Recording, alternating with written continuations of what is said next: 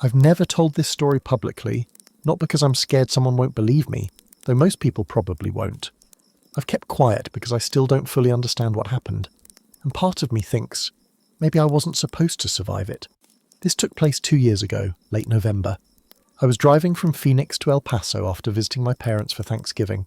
It's a long, boring, desert-heavy drive, nothing but flat brown land and lonely highways for hours. I left in the afternoon thinking I could knock it all out in one go, but by the time I passed Las Cruces, it was already dark and I was running low on gas. Normally I plan for that kind of thing, but I guess I'd gotten too comfortable with modern convenience. I figured I'd pass another town soon, but I didn't. For over an hour, no stations, no lights, not even a billboard. Eventually my car dinged with that dreaded fuel level low warning. I started getting nervous. That's when I saw headlights in the distance. It was a small gas station, the kind you only find in movies or nightmares. One flickering red sign, no brand name. Old crusty pumps.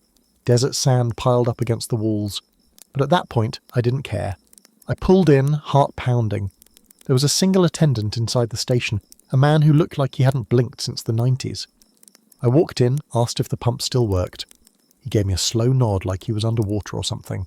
Paid cash, filled up, tried not to make eye contact. I remember thinking, this is how a horror movie starts. I didn't know how right I was. Back on the road, I felt relieved. I even laughed a little at myself for getting so worked up. I turned the music back up, rolled the window down, took in the cold desert wind. About 20 minutes later, that's when I saw it. Something lying in the ditch beside the road. I wouldn't have noticed if it hadn't been for my headlights catching a flash of movement, like someone waving an arm. I slowed down, not stopped, just slowed. And in that moment I saw a boy, maybe 10 or 11 years old. Dirty clothes, no shoes. His arms scratched up like he'd crawled through barbed wire, and he was looking right at me. Now I know what you're thinking. Why the hell would you stop? Trust me, that question haunts me too. But in the moment, something took over. Like my brain shut off and my body acted on instinct. I pulled over, put the hazards on, got out of the car, heart racing. I stepped closer to the ditch, called out, "Hey, are you okay? Are you hurt?" No answer. He just stood there, looking at me. "Where are your parents?" I asked. Still nothing. But he pointed, down the ditch, into the dark, toward a little gap in the brush. I took a step closer, then stopped, because I saw it. A trail, barely noticeable, flattened desert grass leading deeper into the scrub, and lining that trail were more footprints. But they weren't from the boy. They were too big, too long, like someone dragging their feet sideways. That was when my fear finally caught up. I turned back to the boy. "Listen, I'll call the police, all right? They'll come help." That's when he spoke, low, barely audible, but I'll never forget the words. "You're not supposed to see me yet." I froze. "What?" He looked up, eyes wide. Then he screamed, not words, just a sound like pure panic, and bolted into the brush down the trail. Out of sight, every part of me screamed to run back to the car, but something kept me rooted. I don't know what, curiosity, guilt. I took one more look into the ditch, and that's when I noticed it. There was a second set of eyes, lower to the ground, just barely above the earth, shining back at me. They blinked, and then they stood up. I swear to God, whatever rose out of that brush was not human. It was tall, way taller than any man I've ever seen. Naked, but the skin looked loose, pale, almost grey, like it had been left in the sun too long. Its arms hung down below the knees, and its head, if you could call it that, was shaped wrong. Flat at the top, narrow at the jaw, and when it moved like it was remembering how to walk. Stiff, twitched, then suddenly fluid. Like a bad animation glitch. I didn't scream, I didn't breathe, I just ran straight to my car, fumbling with the handle, keys shaking in my hand. I slammed the door shut just as I heard it, footsteps scraping behind me. I turned the ignition. The engine took a second too long, then it roared to life, and I gunned it. Didn't look back, didn't stop for anything. I drove 90 miles an hour until I saw a real highway sign and passed an 18-wheeler. That was 2 years ago. I've only told 2 people. Both of them thought I hallucinated it. But I know what I saw. And there's one part I haven't told anyone. Something that still keeps me up at night. As I drove away, when I finally felt safe enough to breathe, my phone buzzed. It was a text from an unknown number. One sentence. Turn around, he's not done with you. After that text message, turn around, he's not done with you. I nearly crashed the car and I tossed the phone into the passenger seat and just kept driving. Every hair on my neck was standing straight up. I didn't know who sent that message, didn't know how they got my number, didn't know how they knew what I'd just seen, but I knew one thing, I wasn't turning around for anything. I made it to El Paso around 3 a.m, parked in a Walmart parking lot, and just sat there, hands still trembling on the steering wheel. I didn't go home that night. Couldn't. There was this awful buzzing feeling in my skull, like I was being watched even from inside my locked car. Eventually I dozed off, and then I dreamed, if you can even call it that. In the dream I was back in the ditch, same dry brush, same empty silence. Only this time I was alone. No boy, no headlights, just that same trail and a voice whispering from the trees. You looked at him, that's the part you broke. I turned. The pale thing was behind me again, but this time it had something in its hand, a Polaroid photo.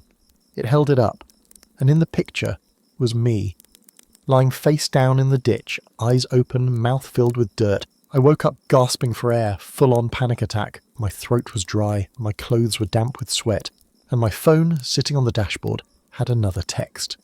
Just a timestamp. 2:38 a.m.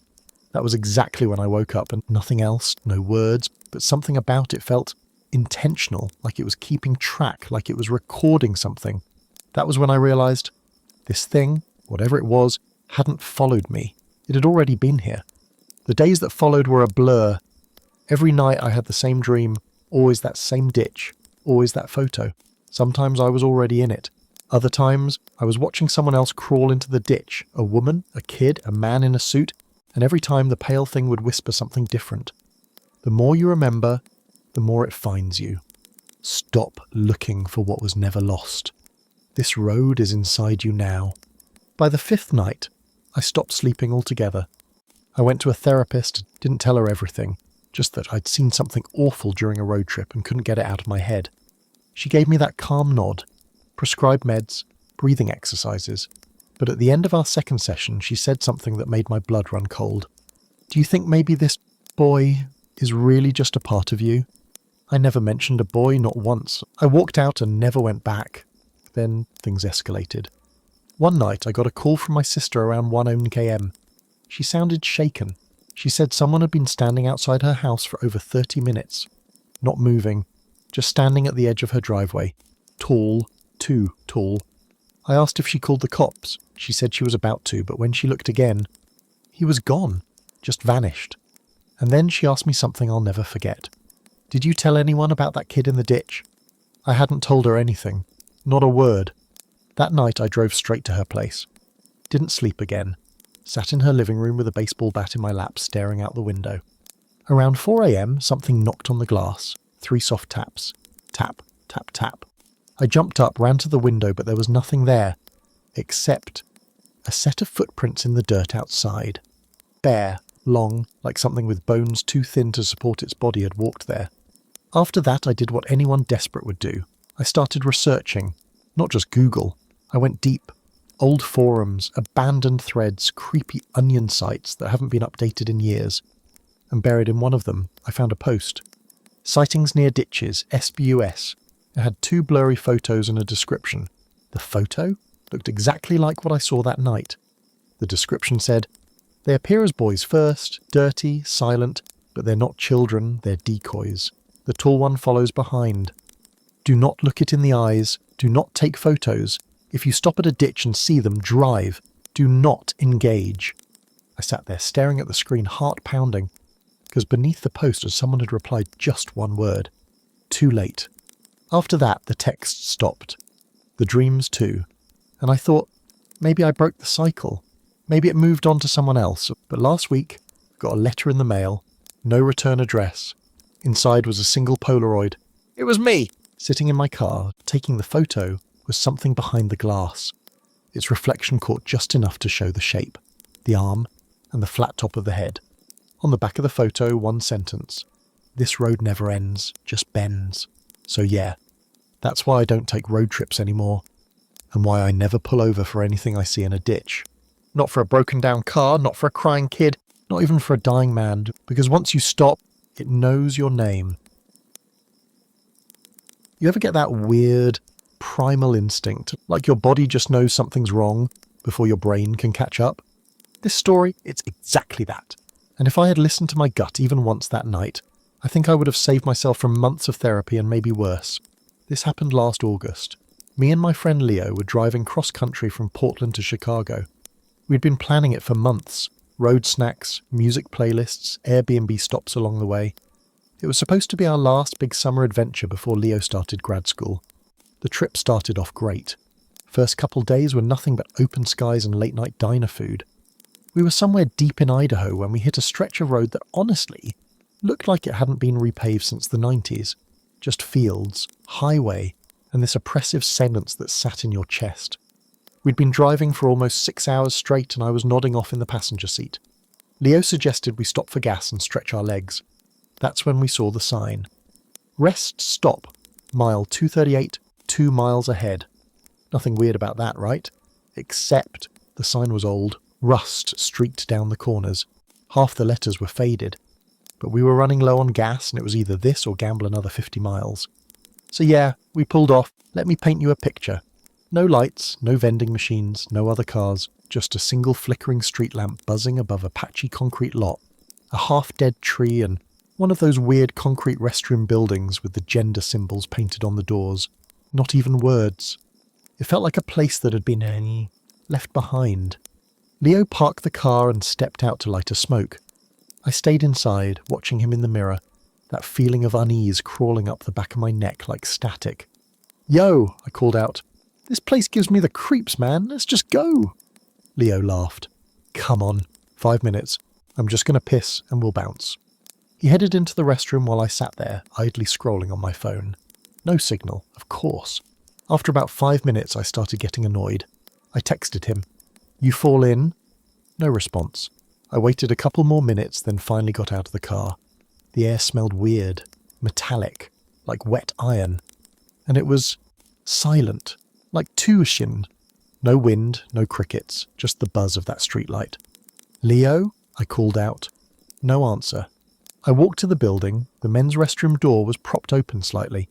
I gave it a gentle push, and it creaked open, slow and loud. Inside was pitch black. I pulled out my phone for a flashlight, but my battery was dying fast. 3% left. "Yo, Leo? Not funny." I stepped in slowly. The smell hit me first. Not piss or shit like you'd expect. It was chemical, like bleach and something rotten. I shined the light around the room. Empty. 3 stalls, 1 door closed. That familiar dread started rising again, that gut feeling. But I still said, "Dude, if you're trying to freak me out..." Suddenly, the toilet flushed in the stall. I jumped. Then the door creaked open and Leo stepped out. Except he wasn't right. His face was pale, eyes wide. He looked like he'd seen a ghost. "Dude, what happened?" I asked, heart pounding. He didn't say anything, just brushed past me and walked straight to the car. I followed quickly behind, glancing over my shoulder one last time before I got in. I swear, I saw something move behind the restroom building. Not a person. It was hunched. And tall. Like wrong tall. Back in the car, Leo just stared ahead, hands gripping the wheel. "You okay?" I asked. He finally spoke, voice low, shaky. "We need to go now." And he sped out of there like a bat out of hell. We drove in silence for like 10 solid minutes. Then I couldn't take it anymore. "What happened in there?" He didn't answer. "Leo," he finally said. "Someone was in the stall next to me, breathing heavy. I thought maybe they were sick or something, until they started saying my name." That made my stomach turn. "How the hell would they know your name?" "I don't know." He paused. "But they didn't say it like they knew me. They said it like they were trying it out, like testing it." My skin broke out in goosebumps. I didn't know what to say. I just sat there, eyes glued to the side mirror, making sure we weren't being followed.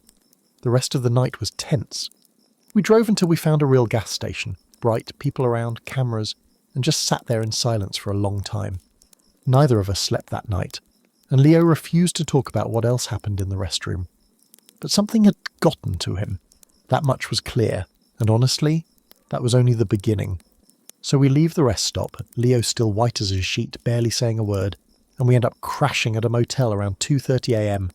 Middle of nowhere, 2-star place, one flickering neon sign that said rooms vacancy. It wasn't our planned stop for the night, but Leo said he couldn't drive anymore. And honestly, I didn't want to push him. I figured, alright, maybe he just had a panic attack or something. But that night was not over. We checked into this grimy little room, one queen bed, ugly green carpet, AC unit making the weird clicking noise every few seconds. But it was a bed, and we were dead tired. Leo immediately laid down, fully clothed, just stared at the ceiling. I went to brush my teeth. Bathroom mirror was fogged up even though no one had used it. Just one of those tiny off things I noticed, but didn't really register yet. I got into bed, pulled the covers up, and as I was dozing off, Leo whispered something. "Did you lock the door?" I sat up. "Yeah, I think so. Wait, let me check." I got up, went to the door. Deadbolt, locked. Chain latch, secured. "All good," I said and turned around. Leo was sitting up in bed, eyes wide, and then he said real quiet. It was a voice, just now from the bathroom. My blood ran cold and I hadn't heard anything. But I walked over slowly, flipped on the light. Empty, same foggy mirror, same gross yellow tiles. "Nobody's here, man," I said. "You're just freaked out." He shook his head. It was my name again. Same voice from the stall, same exact tone. I felt my stomach drop. "You're sure?" He nodded slowly. Except this time, it laughed after it said it. We both stayed awake the rest of the night. Didn't even talk. Just sat in silence, TV on low, like some kind of shield. Around 4:15 a.m, Leo got up and went to the bathroom again. As soon as he closed the door, the room phone rang. I jumped so hard I nearly dropped my water bottle. I picked it up. "Hello?" No answer. Just static. Then, a faint voice, almost a whisper. "Wrong tall. You saw it too." I froze. "What did you say?" But the line had already gone dead.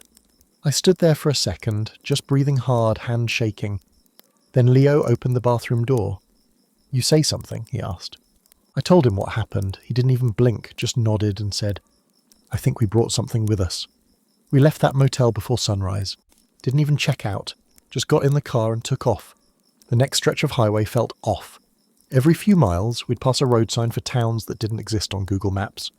At one point, we saw a deer carcass, except it was just the legs, 4 of them, arranged standing up in a perfect square, like something had taken the body and left the legs behind. Leo refused to stop after that. Said if we slowed down again, even once, something might get back in the car. About 2 days later, we finally made it to Chicago. By then, we looked like hell, barely slept, barely talked. We both agreed not to tell our families anything. Leo moved into his grad dorms. I stayed with my cousin. I figured, alright, maybe it's over now. Except it wasn't. That first night in Chicago, I had the worst nightmare of my life. I was back at the rest stop, only it was night. There were no stars, no moon, just a black sky. I could hear someone breathing behind me. I turned, and I saw it. The tall thing, from the mirror, from behind the restroom.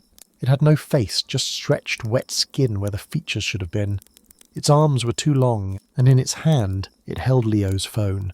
It looked at me, or faced me, and whispered, "Wrong tall, wrong turn, wrong place." I woke up drenched in sweat, and my phone, my real actual phone, was buzzing. A text from an unknown number. Just one word, Leo. I called him immediately. No answer. I called again, straight to voicemail. I didn't sleep at all that night. First thing the next morning, I drove to his dorm building, begged the front desk to let me in. They wouldn't, so I waited in the lobby for hours until he finally walked in. Same hoodie, same distant stare. I stood up. "Dude, I've been calling you all night." He looked at me like he didn't know who I was. Then he said, "You should go. It's still with us." Then walked past me, up the stairs. We haven't spoken since. His number eventually stopped working. I messaged his family on Facebook, but they said he was going through something and didn't want visitors. I think about that road trip a lot. How normal it felt. How easily you can slide into something wrong, so just because you needed gas, just because your friend had to use the bathroom. I googled that rest stop. There's no record of it, no photos, no reviews, but other people have whispered about it on weird forums. One post said, "Mile marker 238, don't stop, the tall thing learns your name." I deleted my browsing history after reading that. Leo was right. We brought something back with us, and it still knows my name. This happened to me almost exactly 1 year ago, and I swear on everything I love, if you ever see a place called the Silver Pines Inn, don't go inside. I was driving through Utah on my way to see my older brother in Colorado. He'd just had his first kid and I hadn't met the baby yet. I was excited. I'd planned to make the drive in one go, 10 hours, no big deal. I had snacks, coffee, a few podcasts lined up. I figured if I got tired, I'd just pull over and crash in the car. Around 11:30 p.m, I started feeling that ache in my eyes. I'd passed the last gas station over an hour ago, and the road ahead was just dark. Empty desert, cold wind, zero signal. I figured I'd power through, until I saw a sign, Silver Pines Inn, lodging food vacancy. I almost missed the turn-off. It was this little gravel road leading off into what looked like nothing. But after a minute or two I saw lights. And there it was. A weird little motel in the middle of absolute nowhere. It was old. Not run down, just timeless. Like it had been there since the 60s, and nobody ever updated anything. There were only 6 rooms, all in one long row. A neon vacancy sign buzzed above the office door. Inside, a woman sat at the front desk. Blonde, maybe mid-50s, perfect posture. She smiled as I walked in like she'd been waiting for me. "Just one?" she asked. I nodded. "Room 103, she said, handing me a key. Not a card, a real key. "Checkout's at 11, breakfast's at 7, try not to open the windows at night." I paused. "Why?" She just smiled again. "Wind gets tricky out here." I should have walked out right then, but I was tired. My back hurt. I just wanted a bed and silence. Room 103 was halfway down the row. It was weirdly clean. Like too clean. Not dusty or cracked like I expected. Everything inside looked untouched. Old TV, heavy curtains, ugly floral bedspread.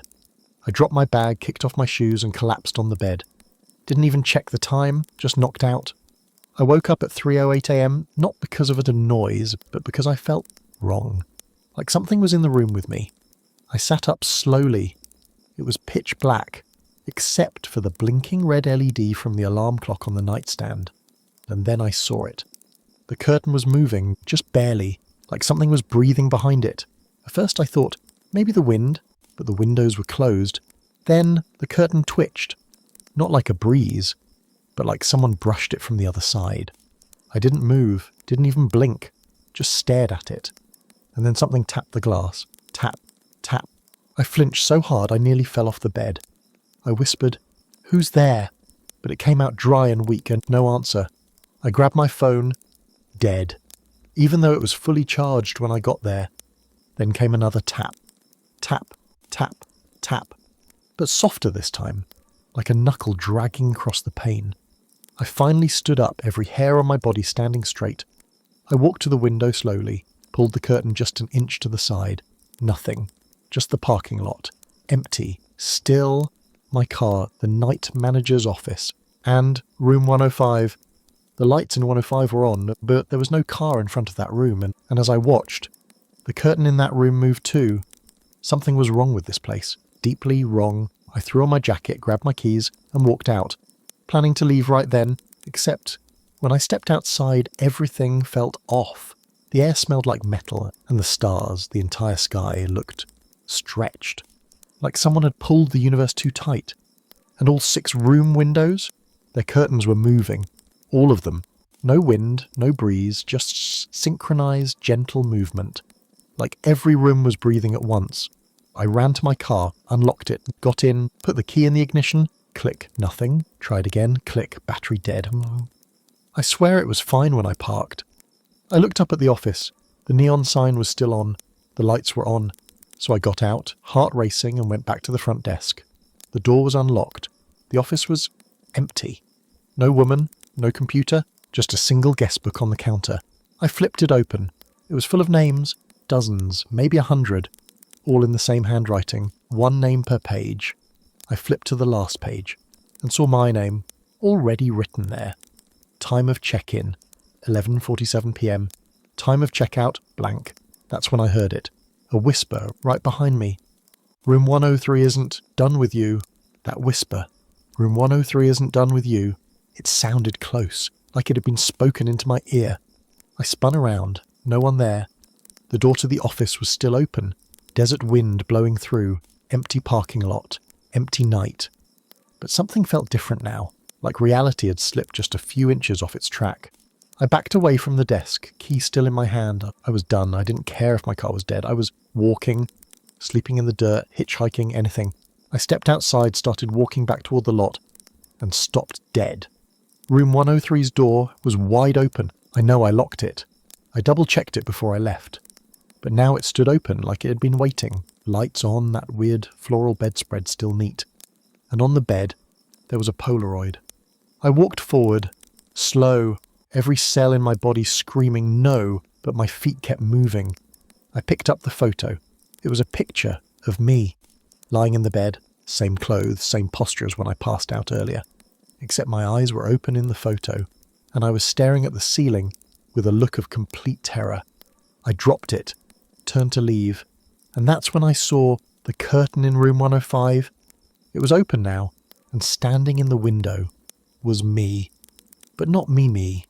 My face was off, too long, too pale, and eyes too dark, mouth wrong, wide, hanging open just a little too far, and it was smiling, not waving, not moving, just watching.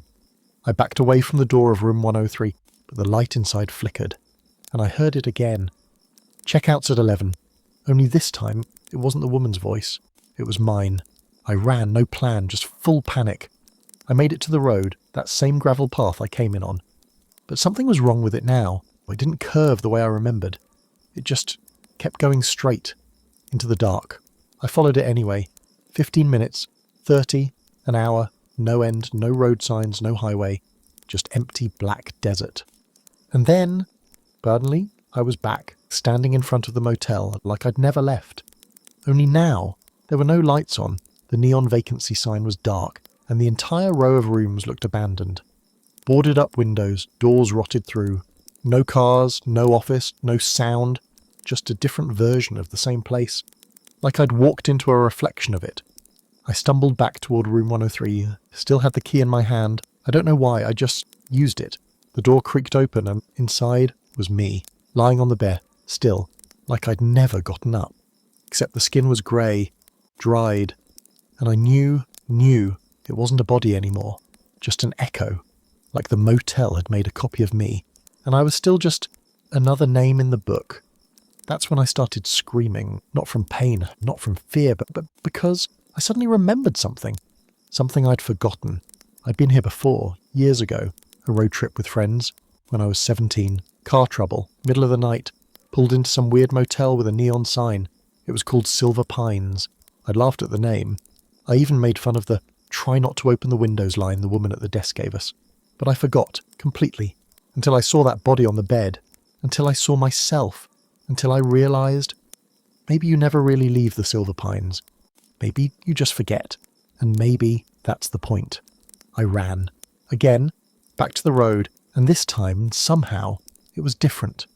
After what felt like hours of walking, I saw headlights. Trucker pulled over, asked if I was okay. I said I'd fallen asleep on the side of the road and lost my phone. He gave me a ride to a truck stop an hour away. I didn't tell him the truth, because honestly, even I didn't know what was real anymore. It's been a year since that night. I tried looking it up. Silver Pines Inn. Nothing. No listing. No maps. No history. But when I scroll through my phone gallery, right between some random pictures of food and road signs, there's a Polaroid. A real one. Somehow digital. It shows me, asleep in room 103, eyes open, and in the mirror behind me, something tall, watching. I tried deleting it. It keeps coming back, and now, sometimes at night, I hear tapping. Soft tap, tap. From my closet, from the wall, from my window, and even when I live on the 5th floor. And I hear a voice whispering, low, "Checkout's at 11. But I haven't left yet, so I guess that means I'm still checked in.